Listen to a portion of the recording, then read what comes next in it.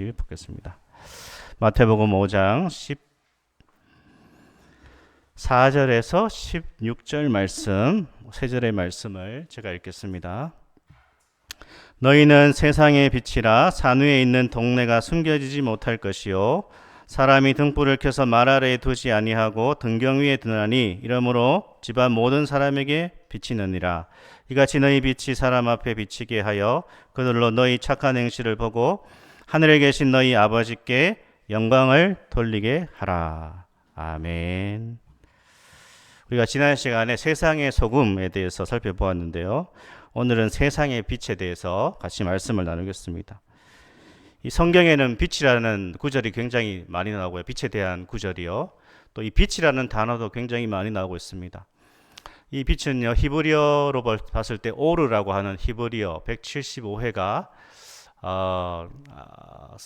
기록되고 있는데, 오르라고 하는 이 히브리어 빛을 제가 다 세렸겠습니까? 예, 저러고 찾는 프로그램이 있습니다. 예, 아무튼 175회, 예, 그리고 포스 헬라어 신약 성경에 73회나 등장하고 있다라는 것은 굉장히 많이 강조되고 있고 또 이 쓰임이 다양하다라는 것이죠. 빛이라는 의미가. 그래서 오늘 이 빛의 역할에 대해서 먼저 한번 우리가 살펴보겠습니다. 첫 번째 보면요, 이 빛은 사물의 진실을 알게 한다라는 의미를 가집니다. 그렇죠? 사물의 진실, 그것을 밝혀주는 것이 빛이죠. 특히 물리적인 이 빛, 그것은 사물의 진실을 알게 하는 것이죠. 우리는 빛을 통해서 사물을 파악합니다. 특히 이제 색깔에 대해서, 색에 대해서 빛이 비치면 색을 명확하게 구별할 수 있죠. 빛이 흐릿하거나 빛이 없는 곳에는 색을 구별할 수가 없는 것이죠. 어두운 곳에서 명확하지 않았던 색이 빛을 비추면 어떤 색인지를 우리가 알 수 있는 것이죠. 우리가 일상적인 예로 보면요, 같은 빛은 아니지만 예를 들어서 조명빛에서 본 사람과 자연빛에서 본 사람의 얼굴이 좀 다른 경우도 있죠. 사진 이런 것도 그렇고요. 제가 이제 여기 부임하기 전에 노회에 이력서나 이런 것들을 제출했는데 처음 저를 만났던 노회 시찰의 목사님이 사진과 많이 다르네요 이러면서 무슨 의미인지 모르겠지만 사진과 많이 다르다, 그런 얘기를 하셨습니다. 우리가 가게에 가서 옷을 살 때도 조명빛에서 봤던 그 옷과 또 자연빛에서 보는 그 옷의 색깔이 좀 다른 경우도 있죠. 그래서 이 빛은, 물리적인 빛은 사물의 진실을 알게 해주는데요. 성경에서 특별히 하나님이 빛이라고 말하고 있습니다. 요한일서 1장 5절을 같이 한번 읽겠습니다. 우리가 그에게서 듣고 너희에게 전하는 소식은 이것이니 곧 하나님은 빛이시라 그에게는 어둠이 조금도 없으시다는 것이니라. 아멘. 하나님은 빛이시다 라고 말씀하고 있고요, 예수님도 빛이시다 라고 말씀하고 있습니다. 요한복음 1장 9절 10절 우리 한번 읽어보겠습니다. 참빛 곧 세상에 와서 각 사람에게 비치는 빛이 있었나니 그가 세상에 계셨으며 세상은 그로 말미암아 지은 바 되었으되 세상이 그를 알지 못하였고. 아멘. 참빛, 진정한 빛이 누구냐 했을 때 예수님이시다. 그가 세상에 오셨다. 빛으로 오셨다 말씀합니다. 하나님과 예수님은 빛이시다, 이 말은 진실 그 자체시다 라는 의미를 가지고 있는 것이죠. 뭐라고요? 하나님과 예수님은 진실, 또 세상의 진실을 알고 계신다라는 거죠. 빛이신 하나님을 따르는 우리는 진실을 아는 존재라는 의미를 가지고 있습니다. 우리는 진실을 아는 것이죠. 진실이 무엇인지를 안다는 것입니다. 왜냐하면 우리가 빛을 만났기 때문이죠. 빛을 소유했기 때문에 그렇습니다. 그리스도인은요, 세상의 진실을 안다라는 의미입니다. 뭐라고요? 그리스도인은 세상의 진실을 안다. 무슨 말입니까? 인간이 어디서 와서 어디로 가고 무엇을 위해 살아야 하는지에 대한 그 인생의 진실을 그리스도인이 알고 있다라는 뜻입니다. 예. 철학자들과 과학자들이 진실을 많이 얘기하죠. 이것이 진실이다. 과학자들이 얘기하고요. 또 철학자들이 얘기합니다. 소크라테스, 플라톤, 아리스토텔레스. 인생은 이런 것이다. 우리가 유튜브 같은 것도 틀어보면 인생에 대해서 많은 얘기들이 있지 않습니까? 썰을 풉니다. 인생은 이렇다 저렇다. 인간의 삶은 이렇다 저렇다 얘기하지만 그러나 정말 진실은 누가 알고 있다고요? 철학자들과 과학자들이 알고 있는 것이 아니라 그리스도인이 알고 있다라는 것이죠. 궁극적인 인생의 진실은 그리스도인들이 안다라는 것입니다. 우리는 하나님으로부터 와서 하나님께로 돌아가는 존재. 이게 인생의 생의 진실이죠. 그렇지 않습니까? 이것을 우리는 믿습니다. 아무리 세상의 철학자와 과학자가 어떠한 얘기를 해도 인생은 하나님으로부터 와서 하나님께로 돌아가는 존재다라는 것이죠. 이 세상은 우연히 존재한 것이 아니다. 과학자들이 말하는 빅뱅에 의해서 이 세상이 우주가 시작된 것이 아니라 태초에 말씀이 있었고 그 말씀으로 이 세상이 존재했다라는 것을 우리는 진실로 받아들인다라는 것이죠. 그리고요, 이 세상이 이렇게 죄와 타락과 어둠이 만연하게 된 것은 왜 그렇습니까? 정치가가 정치를 못해서? 선생이 교육을 제대로 못 시켜서? 아니죠. 근본적으로 인간이 죄 가운데 타락해서 세상이 이렇게 망가져 버렸다라는 것이죠. 이 망가진 세상을 회복시킬 수 있는 예수 그리스도가 오셔서 그 예수님을 믿을 때 우리의 삶은 회복될 수 있다. 우리의 삶은 아름답게 변화될 수 있다. 우리는 구원받을 수 있고 그 구원은 천국에서 영원히 이루어질 수 있다. 이것이 진실이라는 것입니다. 이것이 진실입니다. 그래서 빛은요, 진실에 대해서 알게 해주는 것이죠. 하나님은 빛이시고 예수 그리스도는 빛이신 것이죠. 예수님은 제자들을 향해서 너희는 세상의 빛이다 라고 말씀하십니다. 이 말은요, 이 세상에 이 진실을 알려야 된다는 뜻입니다. 너희는 세상의 빛이다. 그러니까 너희는 세상에 이 진실, 진리가 무엇인지를 알려야 된다. 그 말씀을 하고 계시는 것이죠. 세상이요, 진실을 발견하려면 그리스도인을 통하여서 진실을 발견해야 되는 것이죠. 그래서 빛은요, 사물의 진실을 알게 합니다. 또 두 번째를 살펴볼 것은 빛은 길을 보여주는 것이죠. 첫 번째와 두 번째가 연결되죠. 빛은 길을 보여준다라는 것이죠. 시편을 한번 읽어보겠습니다. 119편 105절. 주의 말씀은 내 발의 등이요 내 길의 빛이니이다. 아멘. 빛은 길을 밝힌다라는 것이죠. 어디로 가야 할지 알기 위해서 빛이 필요하죠. 빛이 있는 곳에서 사람들은 길을 찾게 되고 모든 것이 분명해지죠. 어둠에 있는 곳에서 사람들은 비틀거리고 또 당황하게 되는 것이죠. 빛이 인생과 사람이 어떻게 살아야 할지를 알려줍니다. 인간의 윤리와 도덕에 대해서 가르쳐 준다는 것이죠. 어떻게 바른 삶을 사는 것인가, 어떤 식으로 살아가는 것이 옳은 길인가 알려주는 것이죠. 그래서 로마서 13장 12절은 이렇게 말합니다. 같이 읽겠습니다. 밤이 깊고 낮이 가까웠으니 그러므로 우리가 어둠의 일을 벗고 빛의 갑옷을 입자. 아멘. 사실 이 말씀으로 어거스틴이 회개를 했습니다. 어거스틴이 방탕하게 죄악 가운데 살아가다가 어느 날 로마서 13장 12절 말씀을 읽고 어떻게 해요? 어둠의 일을 벗고 빛의 갑옷을 입자. 그때부터 어거스틴이요, 자신의 타락한 삶, 방탕한 삶을 내려놓고 믿음의 삶을 살게 되는 것이죠. 세상은요, 무엇이 올바른 인생의 길인지 잘 모릅니다. 사람이 어떻게 살아가는 것이 바른 길인지를 분명한 기준이 없고 또 제각각이죠. 세상은 방향을 잘못 잡고 있다는 것입니다. 빛을 모르는 세상은 목표를 벗어나는 것이죠.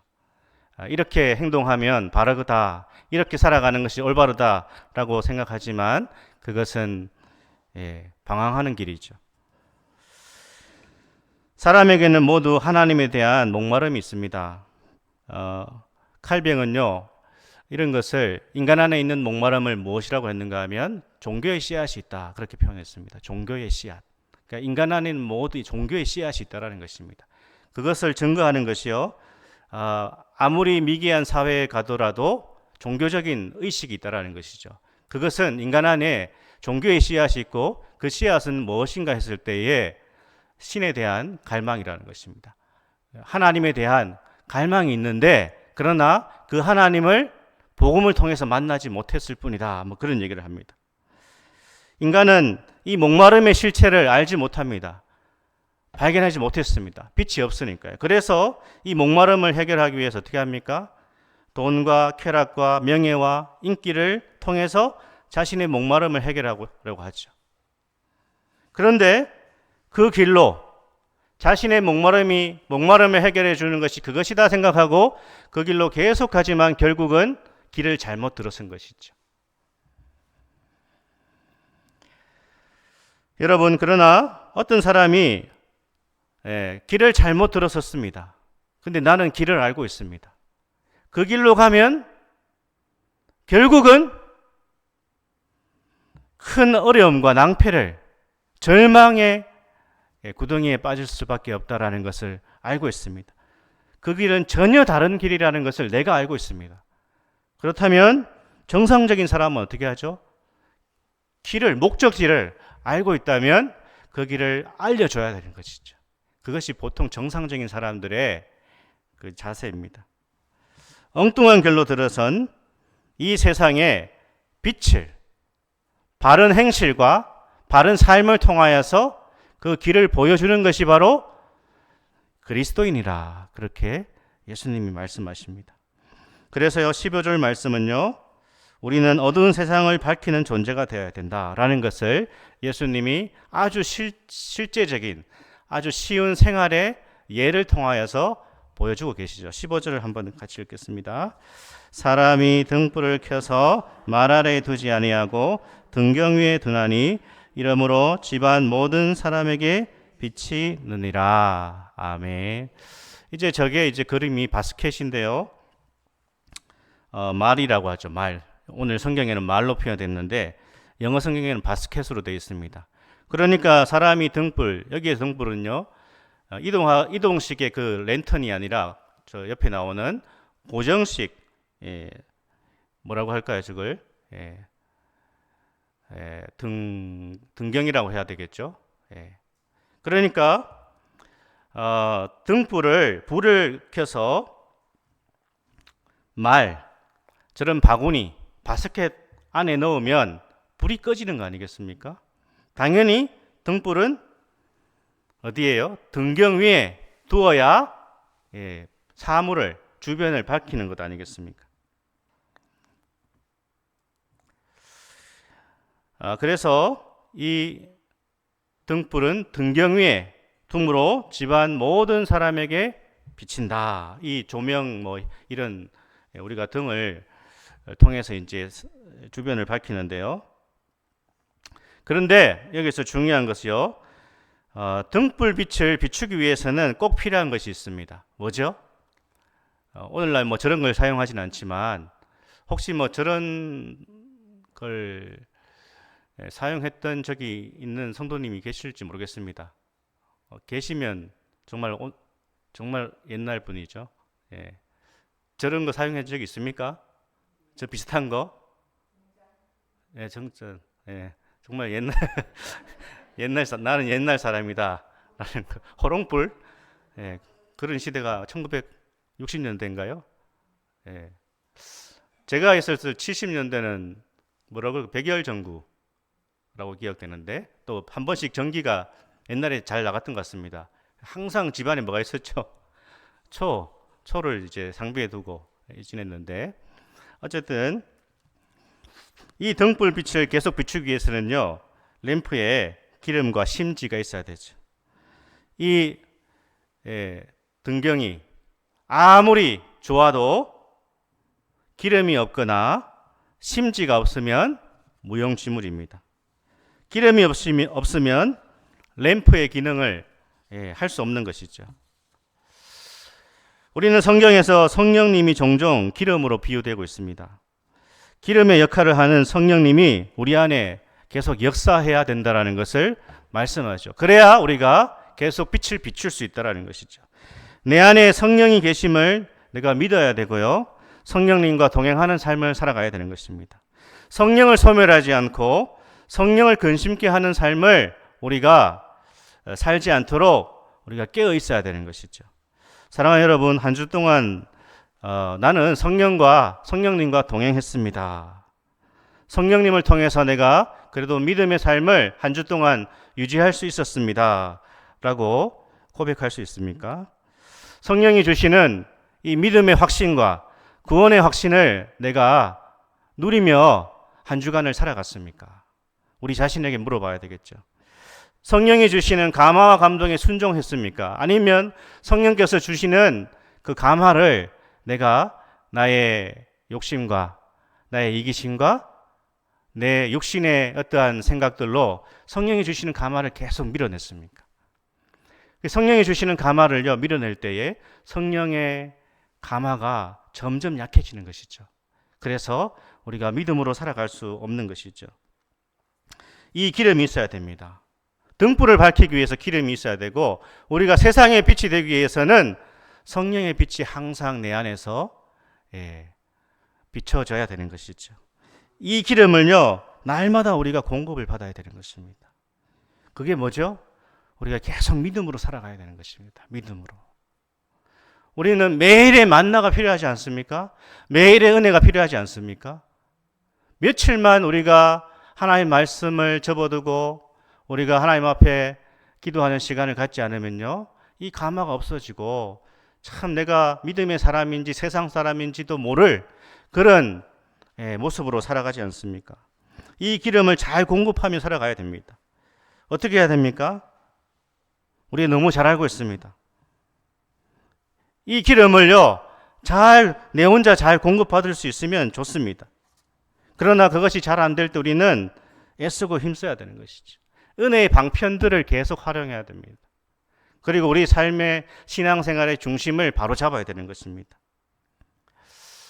예배 자리에 열심히 나와야 됩니다. 아, 또 뭐 저 소리구나. 늘 하던 소리 아닌가. 늘 하던 소리입니다. 예배 자리에 힘써 나오시고, 우리가 정말 우리의 신앙은요, 우리의 그리스도인다움은 일주일에 한 번 교회 나오는 것도 잘하는 거죠. 오늘 이 시대에는.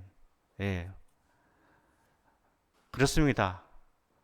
한 달에 한 번 교회 나가는 것이 요즘 시대라고 하는데, 그러나 그런 것으로 우리가 이 성령의 기름을 공급받아서 세상을 비추는 빛이 될 수는 없는 것입니다. 기도의 자리에도 부지런히 나오고 우리가 기도의 시간들을 확보하고 하나님 앞에 교제하고 기도하는 시간들을 삶 속에서 가져야 되는 것이죠. 신앙적인 활동을 계속해 나가야 되는 것입니다. 성령의 은혜와 은사를 날마다 구해야 되는 것입니다. 그 은혜가 우리 가운데 있어야 되는 것입니다.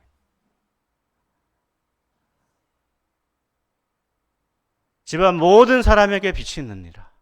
그것이 너의 정체성이다. 나를 따르는 그리스도의 제자의 모습이라고 하는데, 우리는 내가 그리스도인입니다 라고 하지만 우리 안에 성령의 기름 부으심과 은혜가 없음을 너무나 잘 알고 있지 않습니까? 성령의 은혜를 구하고 성령의 은사가 나타나기를 우리가 사모하는, 그것이 바로 우리의 부르심이고 우리가 있어야 될 자리입니다. 일주일 내내 세상에 취해 있고 유튜브에 취해 있고 세상의 것에만 취해 있으면 우리는 아무런 능력을 행할 수 없는 것입니다. 저도 마찬가지고요. 그래서 우리는 오늘 이 복된 주일에 주신 이 말씀을 통하여서 너희는 세상의 빛이다. 너희는 세상의 진실을 알고 있고 인생이 무엇인지를 너희가 알고 있고 사람들이 어떻게 살아가야 되는지를 보여줘야 되는 존재가 바로 너희다. 너희는 세상의 빛이다. 라고 말씀하시는데 전혀 빛의 역할을 감당하지 못하는 우리 자신을 주님 안에서 다시 돌아봐야 되는 것이죠. 그래서요, 우리 성도님들 가운데 그 기도하시는 기도 제목 가운데 뭐 이런 제목들이 있으신 분이 있더라고요. 이제 교회 가까이 와서 살고 싶습니다. 이사를 오고 싶습니다. 너무 정말 감사한 것. 어떻게 해서든지 예배당 가까이 와서 교회 중심으로 신앙생활을 하고 싶습니다. 그런 뜻이 아니겠습니까?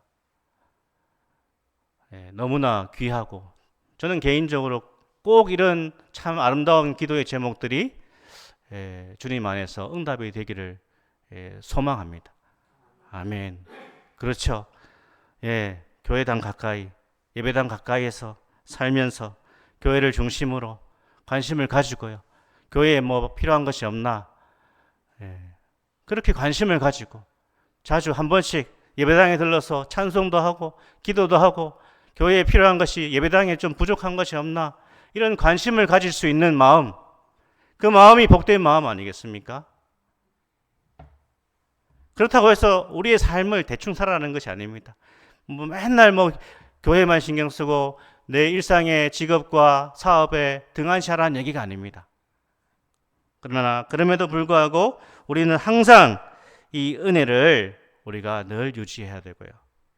기름을 공급받아야 되는 것입니다. 이것은 한 번에 끝나는 것이 아니고 평생에 걸쳐서 계속 성령의 기름 부으심이 우리 가운데 흘러넘쳐야 되는 것이죠. 그래야 비출 수 있는 것입니다. 그래야 비출 수 있는 것입니다. 여러분, 빛은 세상에 꼭 필요합니다. 세상에 어둠이 가득하기 때문에 빛이 필요합니다. 세상에서 도무지 숨길 수 없는 것이 바로 빛이죠. 세상이 어두울수록 더욱 밝게 빛나는 것이 빛입니다. 우리 성도님들도 그런 경험 하시겠지만 이렇게 저기 우리 이 조금만 외곽으로 들어가면요, 컴컴해지면 너무 어둡습니다. 한 번씩 정말 외딴 곳에 차를 몰고 가다가 내가 여기 잘못 들어갔구나 생각이 들 만큼 정말 어두운 그러한 불빛 하나 없는 그러한 동네 들었으면 어떻습니까? 저는 무섭습니다. 정말 산길인데 빛이 하나도 없어요. 너무너무 좀 사실 좁습니다. 그때는 막 찬송도 부르고 혼자 그러면서 이제 그 길을 빠져나오는데, 그러나 차를 세우고 하늘을 쳐다봤을 때에 빛이 밤하늘에 별빛이 착 비치면 어떻습니까? 그 두려움과 공포를 몰아왔던 그 순간이 아주 낭만으로 변하는 그런 순간이 되지 않습니까? 왜요? 너무나 어두운 그곳에 별빛이 비치고 있으니까. 제가 그래서 이제 그림 중에 이 별이 빛나는 밤에 빈센트 반 고흐가 그린 그림이죠. 유명한 작품 아닙니까? 별이 빛나는 밤에.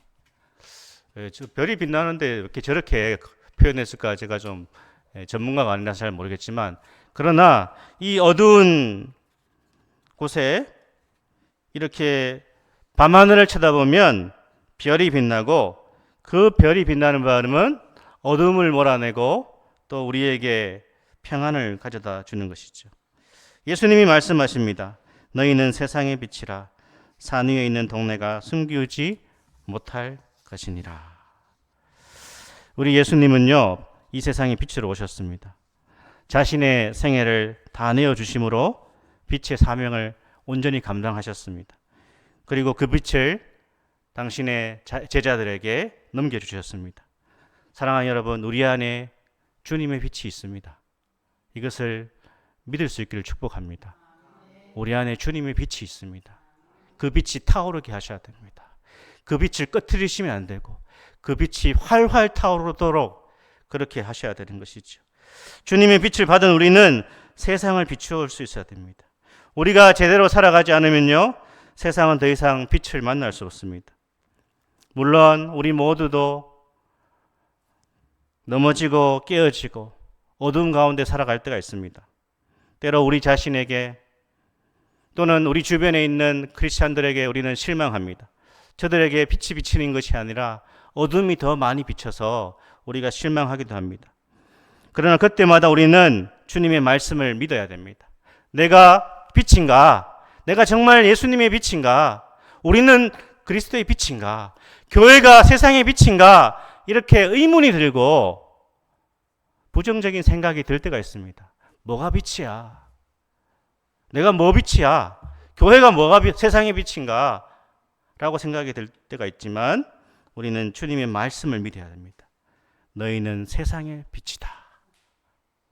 너희는 세상의 빛이다. 주님의 말씀입니다. 우리가 가진 이 빛이 얼마나 놀라운 빛인지를 알라고 말씀하시죠. 그 빛에 계속 기름이 공급되고 우리가 이 심지를 잘 관리하면 주변을 밝힐 수 있다 말씀하십니다. 세상의 빛이 되어야 되고요. 마치 망망대해를 표류하는 그러한 세상에 그러한 인생의 등대가 되어 주어야 될 것이 바로 너희라고 말씀하십니다. 이 복음의 빛으로 세상 구석구석을 비출 수 있는 존재가 바로 너희라고 주님이 말씀하십니다. 그래서 이 빛을 비추며 사는 것을 예수님이 뭐라고 하시죠? 16절에 바로 이것이다 라고 말씀하시는데 우리 16절을 같이 한번 마지막 읽어보겠습니다. 이같이 너희 빛이 사람 앞에 비치게 하여 그들로 너희 착한 행실을 보고 하늘에 계신 너희 아버지께 영광을 돌리게 하라. 아멘. 이 빛을 우리 삶에 적용하는 것이 뭐죠? 바로 우리의 착한 행실이라고 말씀하십니다. 세상 사람들이요, 하나님이 살아계시다는 것을 어떻게 알 수 있습니까? 예수 믿는 사람들이 착하게 살아갈 때 하나님을 알게 되는 것입니다. 예수 믿는 사람이 착한가요? 착한 행실은 뭐죠? 예수 믿는 사람들이 착하게 또 세상과 다르게 살아갈 때 세상이 생각하기 시작한다는 것입니다. 저 사람이 다른 사람을 위해서 헌신할 수 있는 이유가 뭔가? 저 사람이 그래도 남을 배려할 수 있는 그 이유는 뭘까? 왜 남들이 싫어하는 사람도 저 사람들은 품어줄까? 어떻게 자기에게 상처를 준 사람을 용서하려고 할까? 어떻게 저 사람은 저런 환경에서도 꿋꿋하게 살 수 있을까? 믿음의 사람들은 그 빛이 있습니다. 우리 집사님도 제가 어제 신방을 가면서 참 그래도 믿음으로 살아가는 사람들의 고백이 아름다운 것이 이렇게 열심히 살고 또 신앙생활을 했는데 어려운 일을 만나지 않습니까? 그러면 믿음 없는 사람들이나 세상 사람들은 어떻게 생각합니까? 더 부정적이 되겠죠. 내가 이렇게 믿음으로 교회를 위해서 봉사하고 헌신했는데 이런 어려움을 주시다니 하나님 못 믿겠죠. 이제 더 이상 신앙생활 열심히 안 하랍니다. 그래 할 수도 있잖아요. 근데 우리 또 집사님 고백이 퇴원하면 건강 회복하면 더 교회 중심으로 제가 신앙생활 하기를 원합니다. 그게 저의 기도 제목입니다. 그렇게 또 고백을 하시더라고요. 누가 이런 고백을 할 수 있습니까? 누가 인생의 시련과 어려움과 고난 앞에서 그렇게 할 수 있습니까? 제가 아는 지체도요, 그렇게 고백하더라고요. 암에 걸렸어요. 너무 절망적이지 않습니까? 그런데 그 지체가 하는 고백이 이런 겁니다. 저는 하나님 주시는 힘으로 제가 이 암을 참 믿음으로 극복하는 모습을 주변 사람들한테 보여주고 싶습니다. 이게 착한 행실이 아닙니까? 이게 세상에 빛을 비추는 게 아닙니까? 사랑하는 여러분, 너희는 세상의 빛이라 라고 말씀하십니다. 우리는 어디에서 무엇을 하든 나의 환경과 나의 처지가 어떠하든지 간에 우리는 세상의 빛이라는 것을 기억할 수 있기를 축복합니다. 그 빛으로 살아가시고 그 빛을 활활 태우시고 그 빛으로 어두운 곳을, 어두운 구석이 가정에 있습니까? 여러분이 가정의 어두운 곳을 비추셔야 돼요. 어떻게 할 것인지는 기도하면서 찾으셔야 됩니다. 말씀을 묵상하면서 찾으셔야 됩니다. 가정의 어두운 것을 내가 비추리라. 직장의 어두운 것을 내가 비춰보리라. 세상의 어두운 것을 내가 비춰보리라. 주님 지혜를 주십시오. 주님 저에게 믿음을 주십시오. 주님 저에게 성령의 은혜를 주셔서 제가 가는 곳곳마다 이 어둠의 일을 밝힐 수 있는 은혜를 주십시오. 빛의 사람으로 저를 사용해 주십시오. 이런 은혜가 있기를 주님의 이름으로 축복합니다. 아멘. 같이 한번 기도하겠습니다. 세상의 빛이신 주님께서 너희는 세상의 빛이라고 말씀하십니다. 진실을, 인생의 진실과 세상의 진실을 알고 있는 것은 그리스도인이라고 말씀하십니다. 우리는 세상의 빛으로 빛을 비추는 가정의 빛이 되게 하시고 또 일터의 빛이 되게 하시고 교회의 빛이 되게 도와주십시오. 같이 한번 우리 기도하겠습니다.